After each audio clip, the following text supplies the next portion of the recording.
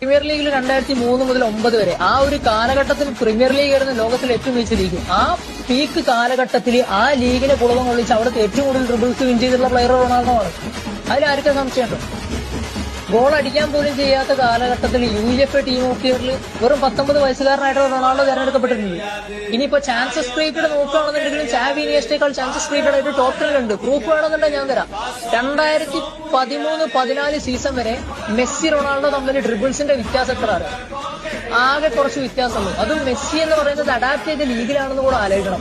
അവിടെ റൊണാൾഡോയ്ക്ക് 1-2 season adapt ചെയ്യാൻ വേണ്ടി വരും. മെസ്സി കൂടുതൽ മത്സരം കളിച്ചിട്ടുണ്ട്. എന്നിട്ടും അതാ ചുരുങ്ങിയ വ്യത്യാസമാണ് ഡ്രിബിൾസിലുള്ള 2013-14 വരെ. അതായത് റൊണാൾഡോ ലാലിഗയിൽ വന്ന 9-10 മുതൽ 13-14 വരെ ചാൻസസ് ക്രിയേറ്റഡ് അങ്ങനെ തന്നെ. അതെന്താ നിങ്ങൾ ശ്രദ്ധിക്കാത്ത? അതിന്റെ പ്രൂഫും വേണമെന്നുണ്ടെങ്കിൽ ഞാൻ തരാം. ഇത്രയൊക്കെ കണ്ടിട്ടും 2013-14 ശേഷമായി ഡിക്ലൈൻ ആയിട്ടുണ്ടെന്നുണ്ടെങ്കിൽ അത് റൊണാൾഡോ കളിശൈലി മാറ്റിയതുകൊണ്ടോ ഇഞ്ചറി കൊണ്ടാണെന്ന് ബുദ്ധി ഉപയോഗിച്ചാൽ നമുക്ക് മനസ്സിലാവുന്നതേ ഉള്ളൂ.